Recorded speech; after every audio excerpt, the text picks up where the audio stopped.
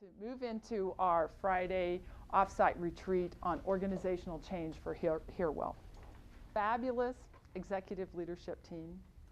I think as I was listening in on their conversations, I want to already start with lessons learned.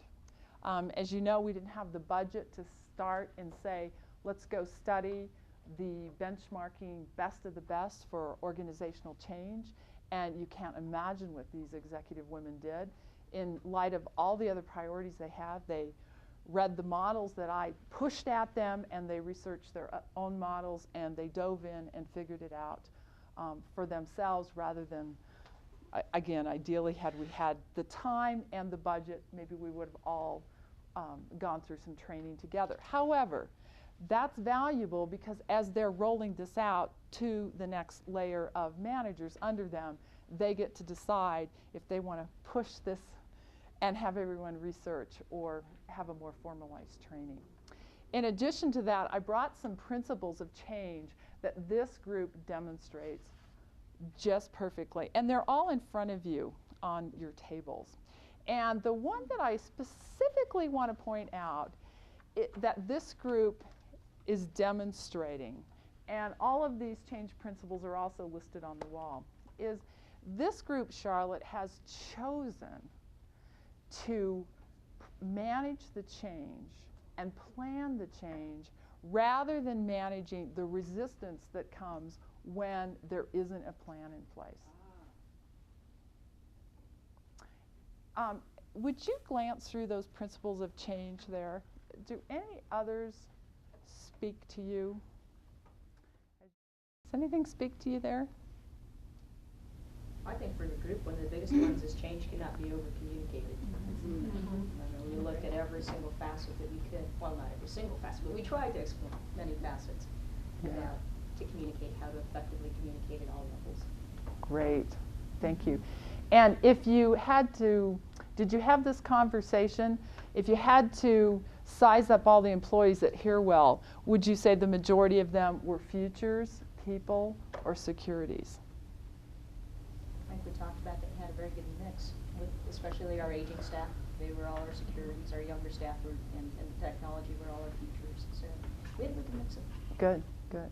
Is that everybody has a different picture of what this change is going to look like here at Hearwell. And so whatever picture that you have in your mind about change, that's the picture that I want you to draw. So you'll collaborate a bit and be, hey, what about this? What about that? You'll have to decide on one picture to draw, but I want you to draw it big and bold and bright, and any picture is okay. It could be a bridge. I mean, I've seen pictures where everything's going down, down, down, kind of getting flushed. So whatever is in your mind is fine. I think what I've learned the most from the Andersons and in change leadership is most change is at this last transformational change where we're on this steady curve. We've got a new product rollout. We're communicating. We've got everybody bought on board. We're moving. We've got all the right people in the right places on the bus. And then something happens, as they say here, there's a wake-up call. A new competitor on the horizon. Something disrupts the market. And then there's a chaotic period before we go back up the curve. That's just one representation, okay? But how would you picture the change journey here at Hearwell?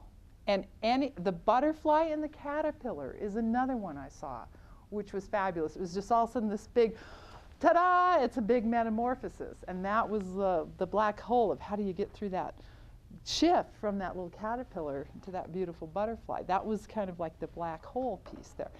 Anything that's on your mind works. Okay, Loa, Denise, and Lynn. Can I stand here and do it? Yeah, that's fine. We're standing up because we're to back up to you. Okay. Take a look at this. Let me get out set it on the chair. Okay, I'll hold it up. You guys keep your deal. Oh, we have an artist in the group. How disgusting. That's all I have to say. How disgusting. This nice for the rest of us, you know. Talking about our transitional change, and down here, what we've done is we've done the winter, spring, autumn, fall. There's a song about that. But yeah, so down here you're talking about the and we're going to move into our transition state, and we're going to start growing. Okay, and the tree budding out, and our little caterpillar. And as the season keeps going cyclical, we branch out. I mean, we actually have a new state, our butterfly, and we're in full bloom here. And then as we come back down here, we're going to go into like a recreation. You know, take a look at it, little hiccups, etc. And then you come back down in, and we start that process. It's a very cyclical process. So, winter, spring, summer, and fall. Come on, guys. Oh. And that's our, it's also talks about growth. Winter, spring, and, summer, success. fall. All you have to do is. I love it. There you go. We called it evolution. Evolution. Okay, that's it. All right, standing ovation. All right. Hey, well, our premise was, of course, I'm hearing, and so what we were trying to depict here is that these are frequency of sound, and currently, and in the past, that is, at Hear Well, we've been slow to change, and for many people that aren't quite listening for that change, that they don't quite get it and don't really hear what we're trying to do. So today's environment that we're trying to do is the frequency is much of change is much quicker, and as we see all the changes we're having to do. But through normal process of hearing, when you have a quicker frequency, as I learned from Rebecca, you tend to hear clearer. So our analogy is that with the more amount of change we have, or the frequency of changes, that it becomes clearer for our employees to understand, because we are going to make sure that we manage through the change and that we communicate to them, and then the light bulbs will actually turn on in their processing of the changes. Just again, because of the products that we create are going to create more frequency. So using the analogy to create more frequency so that people hear it more times. You know, the more times you hear it, the more that you're going to absorb it. So we're going to communicate until they actually understand it. It's clear, it's specific, and at the end of the tunnel, it'll be an easier change. We're starting down here in our little starter house. We're going up to here in our $1 billion mansion. Oh, wow. And as you start on the drive, you're going to go through the forest. You're going to encounter a boulder, and you also have a pothole.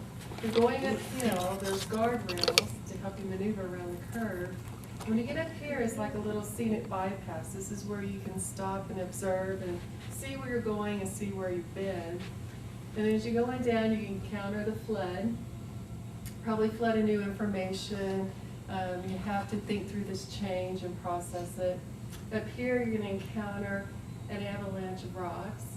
And then you finally reach your destination, where we're all going to be living in our $1 billion homes. All right. I love that. Thank you. Okay.